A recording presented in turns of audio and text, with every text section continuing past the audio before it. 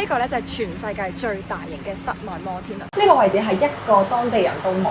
全世界最封閉、最難到訪，亦都有中亞北韓之稱嘅土庫曼。開始之前，記得先 follow 嚟緊帶大家去更多冷門國家旅遊。本身佢係一個摩天輪，但係佢出面咧就加咗一陣白色大理石建築物啦，咁所以咧佢就成為咗最大嘅室內建築摩天輪啦。喺出面望入去咧係好靚、好宏偉啦，呢座係建築物。俾個心理準備你哋喺入面望翻出嚟咧，係完全望唔到任何嘅景觀㗎。好熱啊！係你諗下，你仲要隔住呢一陣嘅玻璃，更加望翻出去乜都睇唔到。即係本身呢一陣玻璃已經遮住晒，仲要隔多一陣。係咯，佢係 VIP 嘅座位，有 sofa， 有電視機。咁當然啦，我就唔係坐 VIP 啦，梗係坐翻啲平民啦。Oh my gosh！ 喂，我哋嘅座位包咗隻蜜蜂喺度，呢個係我搭過最特別嘅摩天輪，你望唔到景觀嘅，同埋咧佢嘅玻璃係有少少污糟嘅，所以你乜都睇唔到。嚟到呢個建築物咧，淨係得我哋嘅團，係冇人喺呢度搭摩天輪。成個感覺咧就好似一個搭建出嚟俾啲外國人睇嘅一個遊樂設施。市中心被改造成象徵廉潔嘅白色，不過國家長年居腐敗排行前列。從政府機構到公共空間，再到民用住宅，一律改用白色大理石作為建築風格。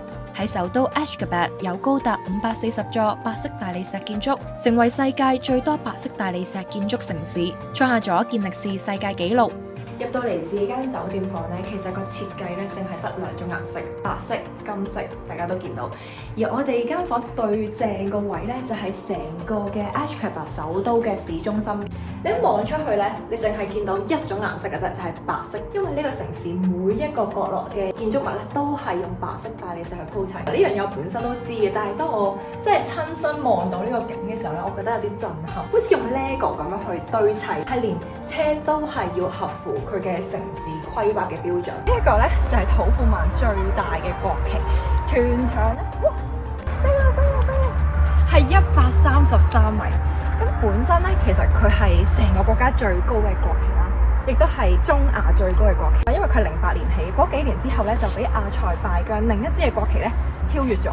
呢個紀念碑咧係由5條獨立嘅柱去組成，亦都係代表住5個唔同嘅部落咧喺土庫曼呢個地方出現。中間咧有一個生生不息嘅火源咧喺度燒緊啦，係象徵住佢哋之間嘅團結同埋力量啦，係紀念咗喺1941同埋1945年第2次世界大戰咧犧牲嘅士兵啦，同埋好多嘅人民。每一座嘅紀念碑咧都有佢嘅故事。呢一個咧，大家會見到係有隻牛啦，跟住上面咧有一個類似石頭咁樣物體啦，上面咧就有個女人托住個 BB， 嗰個 BB 咧就係第一任總統。喺1948年嘅時候咧，喺 Ashgabat 首都呢度咧發生過一次大地震，震爛咗好多嘅建築物，亦都係因為呢件事件咧，當時嘅第一任總統嘅媽媽咧喺呢一次地震死咗，所以佢就整咗座紀念碑俾媽媽，希望後人都記得嗰場地震帶嚟嘅影響有幾深遠。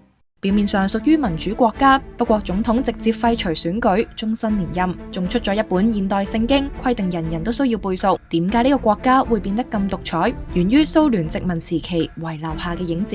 喺19世紀，強盛嘅俄羅斯帝國開始南侵，成個中亞被佔領。隨住大量斯拉夫人入住，開始變得俄化。土庫曼屬於位置最南端嘅正式加盟國，開啟長達幾十年嘅蘇維埃時期。呢座建築物上方嘅位咧就係91米，亦都係代表住咧佢哋1991年獨立於蘇聯嘅年份。至於佢下面呢個圓形嘅穹頂咧，係大概27米啦。紀念佢哋喺27號獨立出嚟嘅日子，咁所以成座嘅建築物咧，每一個部分都係同佢哋獨立出嚟嘅年份同埋日子有關係。隨住1991年蘇聯正式解體，往後土庫曼嘅命運以天選之神一己之力締造個人神話。